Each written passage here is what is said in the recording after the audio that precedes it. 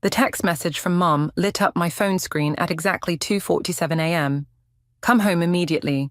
Your sister needs you. I stared at those words until they burned into my retinas, my hands shaking with a familiar mixture of rage and resignation. My name is Adeline, and I've spent 25 years being the responsible one, the reliable one, the one who always comes running when called. Tonight was supposed to be different. Tonight, I was celebrating landing my dream job, senior marketing director at one of New York's top agencies. Don't let her ruin this for you, Natasha said, sliding another glass of champagne across the table.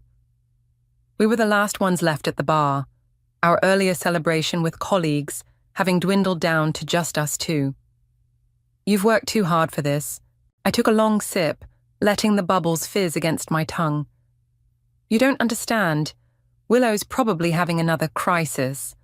Last time, it was because she couldn't decide which luxury apartment to rent with Dad's money. Before that, it was because her boyfriend dumped her for being too high maintenance. And your mother expects you to drop everything and fix it. Natasha's voice dripped with disapproval. That's what I do. That's what I've always done. I pulled up my mother's contact information, thumb hovering over the call button. Don't. Natasha grabbed my phone. At least wait until morning. But I knew better. The calls would keep coming, and Mom's voice would get increasingly desperate until I gave in. I dialed her number. Finally, Mom's voice crackled through the speaker. Where have you been? Your sister's company is downsizing, and she might lose her entry-level position. She's devastated. I pressed my fingers against my temple. Mom, it's the middle of the night. What do you expect me to do about it right now? You need to come home and help her find a new job. And while you're at it, she needs help with her apartment hunting. The lease is up next month, and you know how overwhelmed she gets with paperwork. Mom, I can't. I just accepted a position in New York. I start in 3 weeks. The silence on the other end was deafening. When she spoke again, her voice was ice cold. You're choosing a job over your family? It's not just a job, Mom. It's my career, my future. I've worked years for this opportunity. Your sister needs you here. Family comes first, Adeline. Always. She paused, and I could practically see her pursing her lips in disappointment. Besides, there are plenty of marketing jobs in Chicago. You can find something local. I caught Natasha's eye across the table. She was shaking her head vigorously. No, Mom. I'm not coming back. Not this time. Then you leave me no choice. Mum's voice hardened. Either you come home and help your sister, or you can consider yourself no longer part of this family. The words hit me like a physical blow. Are you seriously giving me an ultimatum? I'm being realistic. Your father and I have supported you through college, helped you with your first apartment, and this is how you repay us. By abandoning your sister when she needs you most. I wanted to scream, to remind her that I'd worked 3 jobs through college while Willow got a free ride, that I'd paid back every penny they'd helped me with, while my sister still lived off their credit cards at 22. Instead, I said quietly, I'll think about it, and hung up. Natasha reached across the table and squeezed my hand. You know what you have to do, right? I nodded slowly, a plan forming in my mind. I'm not going back, but I'm also not going to fight about it. What do you mean? I pulled out my laptop, the champagne forgotten. I'm booking a one-way ticket to New York for tomorrow.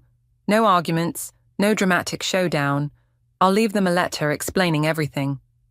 Holy shit, Natasha whispered. You're really doing it. Watch me. My fingers flew across the keyboard as I booked the flight. 25 years of being the family doormat ends tonight. As I confirmed the purchase, my phone buzzed again. A text from Willow. Addie, please come home. I don't know what I'll do without you. For the first time in my life, I didn't respond. Instead, I opened a new document and began typing. Dear Mom, Dad, and Willow. The words flowed easily now. Years of suppressed feelings finally finding their way onto the page. Tomorrow, they'd wake up to find me gone. Tomorrow, they'd finally have to face the consequences of their actions. Tomorrow, my new life would begin. But tonight, I had a letter to write. The sun hadn't risen yet when I finished the letter. My hands were trembling as I sealed the envelope, my entire life's frustrations condensed into 3 pages of brutal honesty. "Read it," I told Natasha, who'd stayed with me through the night. "Tell me if it's too harsh." She unfolded the pages and began reading aloud. "Dear Mom, Dad, and Willow, by the time you read this, I'll be on my way to New York. I know this isn't how you wanted things to go, but I can't keep setting myself on fire to keep others warm. Mom, you've always said family comes first, but you never meant the whole family, just Willow. When I worked 3 jobs in college, you called me selfish for not having time to help her with her homework. When I got my first promotion, you dismissed it because Willow was having boy troubles that apparently needed my immediate attention. Dad, your silence has been just as damaging as Mom's demands. You watched me struggle, watched me sacrifice everything for Willow, and never once stood up for me. Your passive acceptance of this dynamic made you complicit. And Willow, I love you, but you're 22 years old. It's time to grow up. Your problems aren't emergencies that require everyone else to drop their lives. Your inability to handle basic adult responsibilities isn't cute anymore. It's exhausting. I'm not doing this to hurt any of you. I'm doing this because for the first time in my life, I'm choosing myself. I've accepted the position in New York. I've signed a lease on an apartment. I'm starting fresh. Don't try to guilt me into coming back. Don't try to manipulate me with threats of cutting me off. I've been independent since I was 18. Nothing will change except that I'll finally be free to live my own life. If you want to have a relationship with me moving forward, it needs to be on equal terms. No more expectations that I'll drop everything for Willow. No more guilt trips. No more ultimatums. I hope someday you'll understand. Love, Adeline.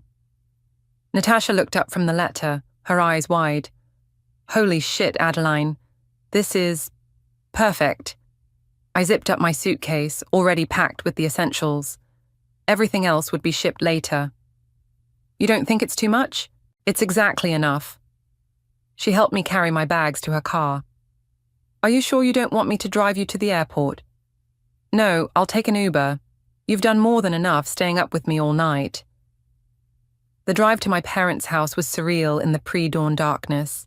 Natasha pulled up a block away, keeping the headlights off. I slipped out with the letter in hand. Our family home looked peaceful, almost mockingly so. The garden Mom meticulously maintained, the porch swing where Willow spent hours on her phone, Dad's perfectly washed car in the driveway, everything exactly as it had always been. I placed the letter on the kitchen counter where Mum would find it during her morning coffee routine. My hand lingered on the envelope for a moment before I forced myself to turn away. My phone vibrated. Another text from Willow. Addie? Why aren't you answering? Mum's really upset. I switched off my phone. The Uber was waiting when I returned to Natasha's car. She hugged me tight, whispering, You're doing the right thing. Call me when you land. At the airport, everything moved in a blur. Security, coffee, waiting at the gate. It wasn't until I was buckled into my seat that reality hit me full force. Would you like something to drink? The flight attendant's voice snapped me back to the present. Water, please. My voice sounded strange to my own ears. As the plane took off, I imagined Mum finding the letter. She'd be angry first, then hurt, then would immediately call Willow to comfort her. Dad would read it silently, perhaps feeling a twinge of guilt, but ultimately deferring to Mum's reaction. And Willow. I pictured her face crumpling as she realized her safety net was gone. Part of me ached for her, but a stronger part felt an overwhelming sense of relief. The city disappeared beneath the clouds, and with it, 25 years of being everyone's emotional support system. My phone stayed off in my bag, collecting missed calls and angry texts I wasn't ready to face. First time going to New York? The elderly woman next to me asked kindly. No, I replied, managing a small smile. But it is my first time going there to stay. As the sun finally broke over the horizon, painting the clouds in brilliant oranges and pinks, I felt something I hadn't experienced in years. Hope. Whatever happened next, Whatever storm I'd just unleashed, at least I was finally steering my own ship. The letter was written. The die was cast. There was no going back now. New York hit me like a wall of sound and color. 3 weeks into my new life, and I still couldn't believe I'd actually done it. My tiny studio apartment in Brooklyn was a far cry from my spacious room back home, but every square inch was mine. Earned with my own money, decorated to my own taste, and blessedly free of family drama. Adeline? Miguel, my new boss, poked his head into my office. Got a minute? I quickly minimized my email. 37 unread messages from Mum, 12 from Dad, and 63 from Willow. Of course, Miguel's office had a view of Manhattan that still took my breath away. He gestured for me to sit. The Johnson campaign presentation was fantastic. The client loved your fresh perspective. Thank you, But, he held up a hand. You seem distracted. Everything okay? I hesitated. Miguel had been nothing but supportive since I'd started, but I kept my personal life private at work. Just adjusting to the city. And avoiding calls from Chicago? He smiled knowingly. Your phone's been buzzing through meetings all week. Is it that obvious? Only to someone who did the same thing 20 years ago. He leaned back in his chair. Left Puerto Rico against my family's wishes. They didn't speak to me for 2 years. How did you handle it? By remembering why I left. Speaking of which, he slid a file across his desk. We're pitching to Nike next week. Want to lead? My heart jumped. Are you serious? That's huge. You've earned it. He gestured at my phone, which was buzzing again. Deal with whatever that is. Clear your head. Back in my office, I finally turned on my phone's sound. Immediately, a voicemail from Willow played. Addie, please. Her voice was thick with tears. I lost my job. They said I missed too many deadlines. Mom's making me move back home, but I can't. I can't go backward like this. I need your help. Please call me back. I pressed delete, but my hand was shaking. Another voicemail started. Adeline Gibson. Mum's voice was sharp. Your sister is falling apart, and you're playing career woman in New York. How dare you abandon your family like this? That letter was cruel and selfish. Call me back immediately. Delete. My phone rang. Natasha's face popped up on screen. Finally, a call I wanted to take. Your sister just showed up at my apartment, she said without preamble. What? Why? Looking for you, obviously. She's a mess, Adeline. Mascara everywhere, wearing pajama pants in public. She got fired for real this time. I sank into my chair. Not my problem anymore. I know, but... Natasha hesitated. She said she's been having panic attacks. Maybe we were too harsh. I wrote that letter alone. You know what I mean. I encouraged you. Because you've watched me put my life on hold for them for years. I was almost shouting now. Did she mention why she got fired? The missed deadlines? The constant drama? No, but... Then let me tell you what happened. She spent more time on Instagram than working. She called in sick whenever she had a bad date. She expected everyone else to cover for her, just like she expected me to fix everything else in her life. A knock at my door made me jump. Miguel stood there, concern etched on his face. I lowered my voice. I have to go, Natasha. Just don't let her guilt you into giving her my address. What about your dad? She asked quickly. He's been asking about you too. Dad had 25 years to stand up for me. His guilt is not my responsibility either. I hung up and turned to Miguel. I'm sorry about that. He sat down across from me. You know, when I left home, I thought I was just running away. Took me years to realize I was actually running towards something better. Did your family ever understand? Eventually, but only after I stopped trying to make them understand. He tapped the Nike file. Sometimes the best revenge is success. My phone buzzed again. A text from Willow. Found out you're working at Marshall & Brooks. Guess family means nothing compared to a corner office, huh? I showed Miguel the message. She's trying to track me down. Want my advice? Focus on the Nike pitch. Pour everything into it. Success is the best boundary. It shows them you're thriving without them. I straightened my spine. You're right. Can I see the brief again? As I immersed myself in work, my phone kept buzzing with messages from home. But for the first time, the guilt was overshadowed by something stronger: determination. Let them panic. Let them feel what it's like to handle their own problems. I had a presentation to nail. The Nike pitch was a success, but I barely had time to celebrate before Natasha's urgent call came through. Your mum showed up at my workplace today, she said, her voice tight with anxiety. She's getting desperate, Adeline. I was walking home from the subway, the city's evening buzz surrounding me. What did she want? What do you think? She's trying to guilt me into revealing your address. But that's not the worst part. Natasha paused. Willow's really spiraling. She totaled her car last week. I stopped walking. What? Was she hurt? No, just her pride. And Dad's credit card. She was texting while driving. But here's the thing. Your parents refused to buy her a new one. Seriously? I leaned against a building, processing this. Mom and Dad actually said no to Willow. Apparently, they can't afford it. Your dad's business isn't doing well, and with Willow moving back home... My phone beeped. Another incoming call. Mom. I have to go, Natasha. Thanks for letting me know. I answered Mom's call, bracing myself. Hello? Finally. Her voice was different, less commanding, more strained. Adeline, we need to talk about what you've done to this family. What I've done? I laughed incredulously. I made a career choice, Mom. I'm not the one who gave ultimatums. Your sister is falling apart.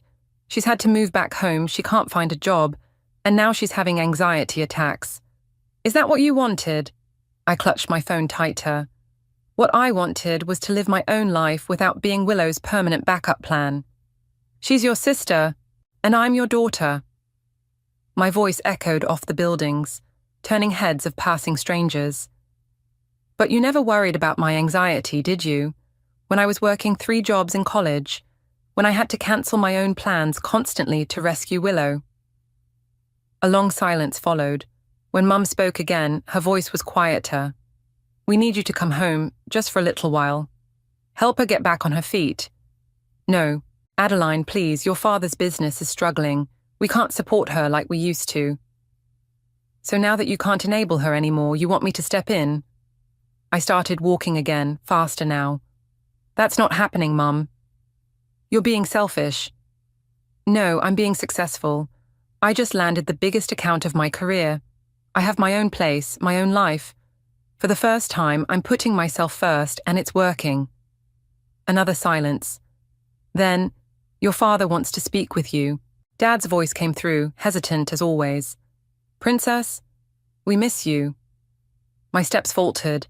Dad hadn't called me princess since I was little. Dad, I know we messed up.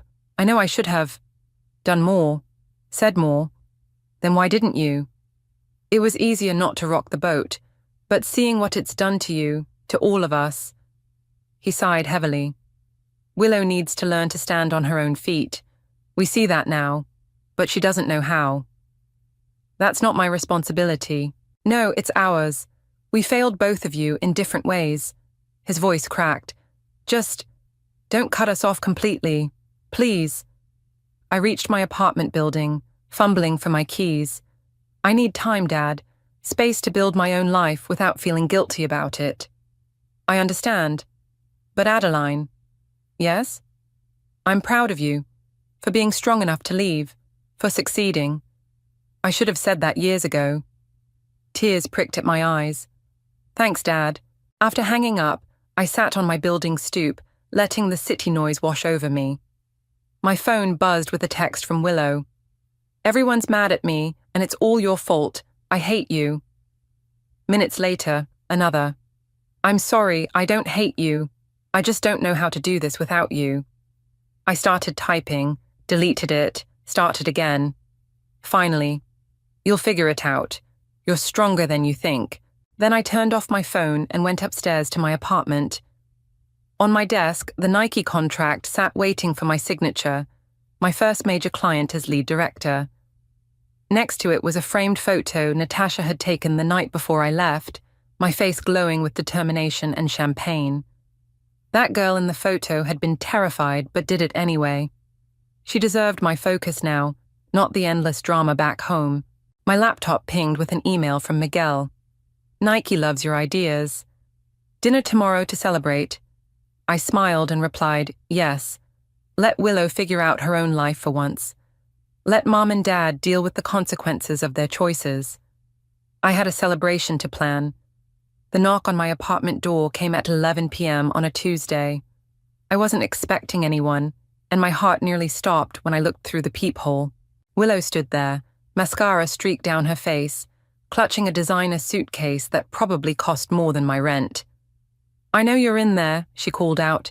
Your light's on. I took a deep breath and opened the door. How did you find my address? I called every real estate agent in Brooklyn until I found one who remembered you. She pushed past me into the apartment. Nice place. Kind of small, though. What are you doing here, Willow? She dropped her suitcase with a thud. Mom and Dad are being impossible. They've frozen my credit cards. They're making me apply for jobs. And Dad actually suggested I take a barista position.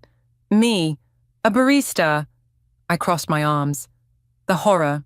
Don't be sarcastic. This is serious. She collapsed onto my couch. I thought maybe I could stay with you for a while. Just until I figure things out. Absolutely not. Come on, Addie, we're sisters. Yes, we are. Which is exactly why you can't stay here. I remained standing, maintaining distance. This is what you always do, Willow. You create chaos, then expect everyone else to fix it. That's not fair. No?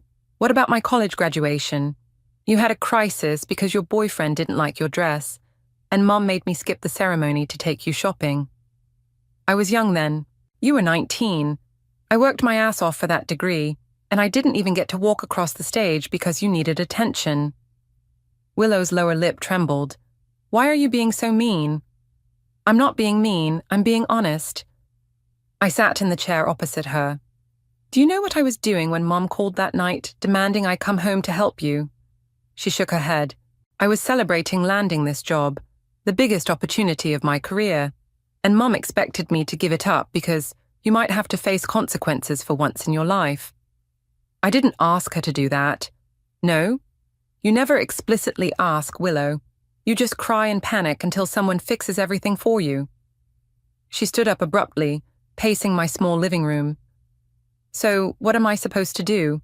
Live with Mom and Dad forever? Work as a barista? You're supposed to grow up.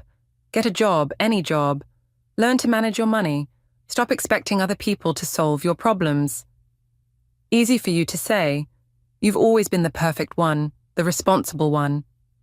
Because I had to be. My voice rose. Do you think I wanted to work 3 jobs in college? To miss out on parties and dating because I was too busy being your backup plan? Willow stopped pacing, her face crumpling. I didn't realize. No, you didn't. Because you never had to think about anyone but yourself. My phone buzzed. A text from Miguel about tomorrow's meeting. The real world, my new life, calling. You need to leave, I said firmly. Go home, Willow. Face your problems head on for once. Mum was right, she whispered. You've changed. You're cold now. No, I'm just done being everyone's safety net. I walked to the door and opened it. You can stay in a hotel tonight if you want, but you're not staying here. She grabbed her suitcase, tears flowing freely now. I thought you loved me. I do love you. That's why I'm not enabling you anymore. At the door, she turned back. What if I can't do it? What if I fail? Then you'll learn from it and try again. That's what adults do. After she left, I sat on my couch, shaking. My phone showed 3 missed calls from Mom already. Willow had obviously called her. I texted Natasha. Willow just showed up at my apartment. She replied immediately. Holy shit, you okay? Yeah, sent her away. Feel like a monster. You're not a monster. You're teaching her the lesson your parents never did. I looked around my apartment, small but mine, paid for with my own money, decorated with my own taste. On my desk, The Nike contract sat next to a stack of other projects. My new life, built on my own terms. My phone rang again. Mom. This time, I turned it off completely. Tomorrow, I had a meeting to prepare for. Tomorrow, I would continue building my career, my independence, my future. And Willow? For the first time in her life, she would have to build her own future too. Maybe that was the greatest gift I could give her, even if she couldn't see it yet. 2 months after Willow's surprise visit, Natasha's weekly update call brought unexpected news. Your sister got a job, she said, the surprise evident in her voice. I nearly dropped my coffee. What kind of job? Receptionist at a dental office. And get this, she's been there for 3 weeks already. I sat down at my kitchen counter. You're kidding.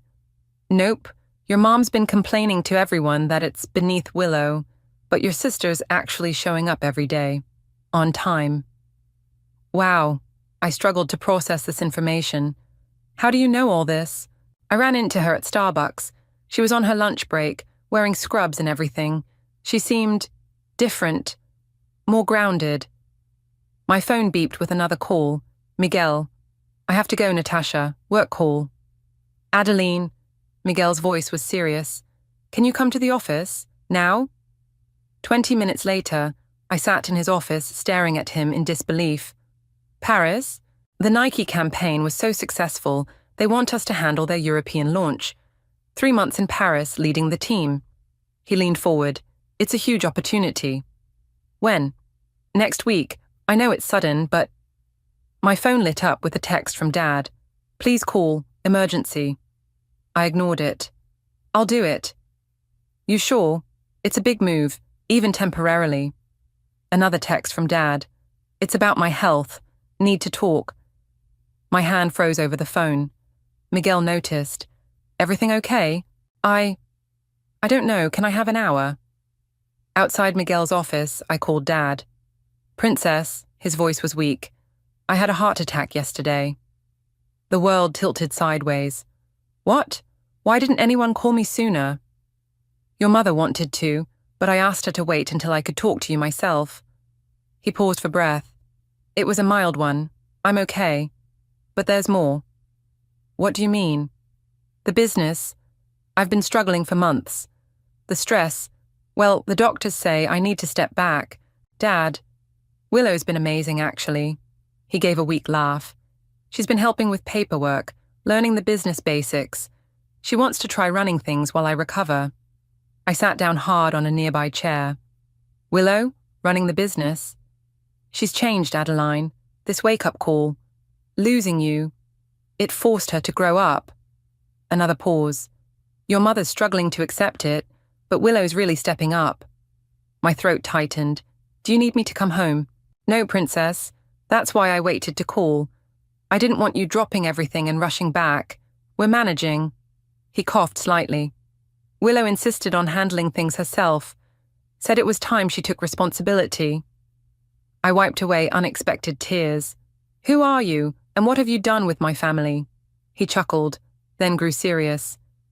We failed you for so long, Adeline, letting you carry everything, making you responsible for everyone else's happiness. I see that now. Dad, no, let me finish.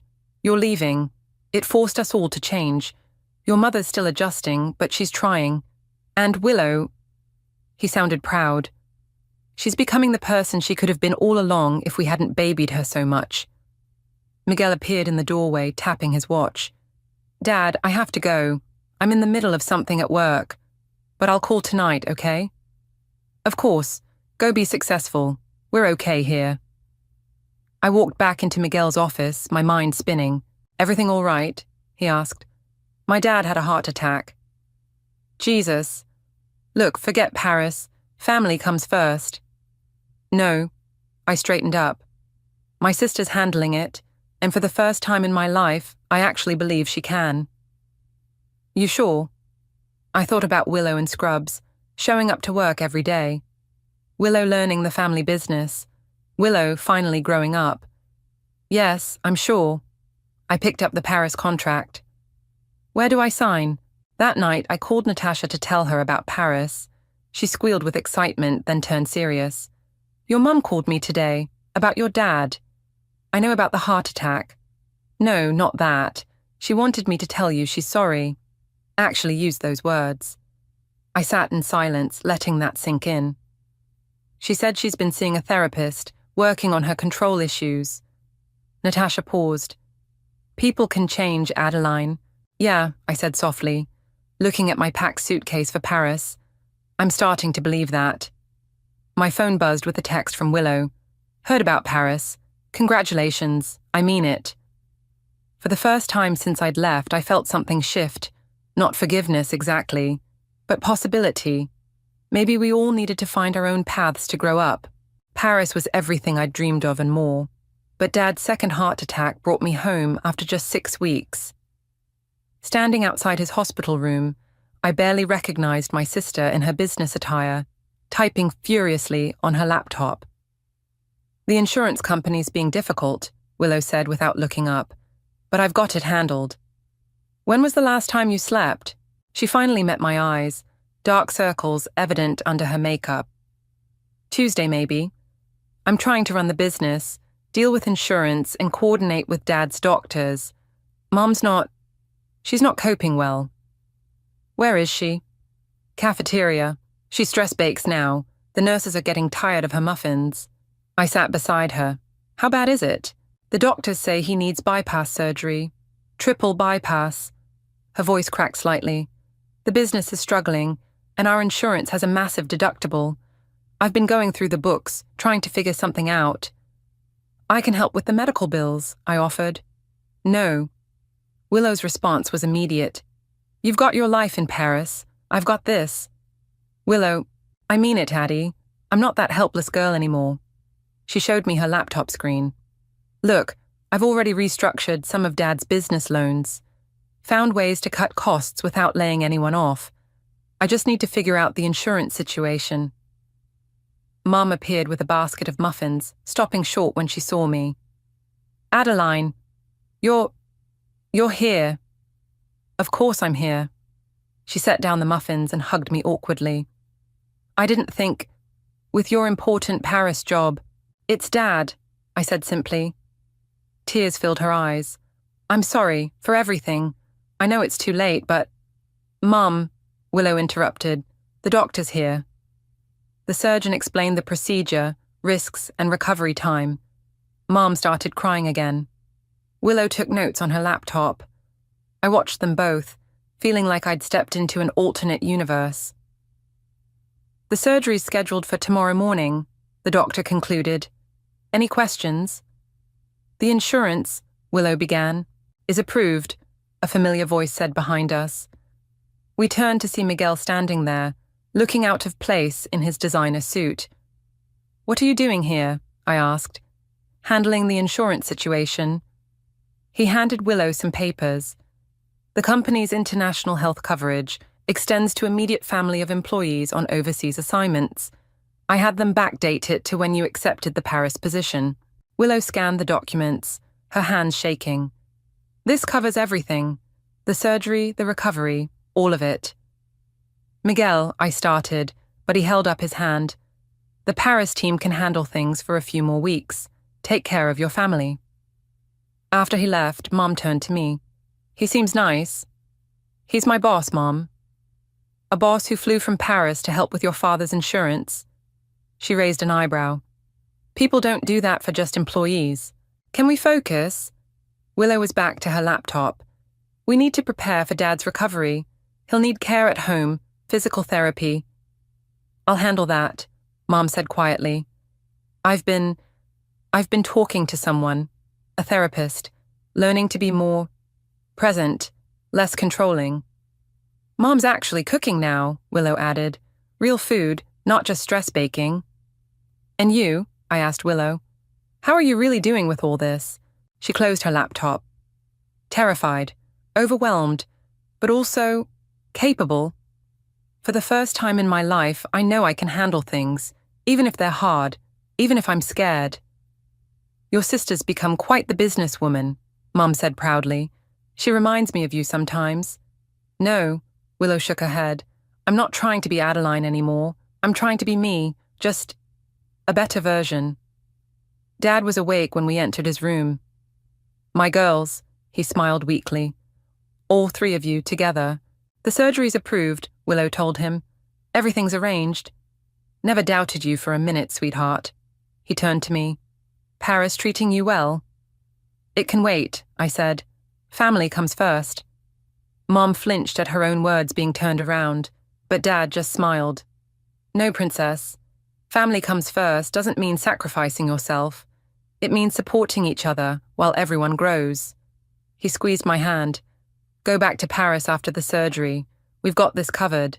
Looking at Willow's quiet confidence, Mom's softened edges, and Dad's proud smile, I realized he was right.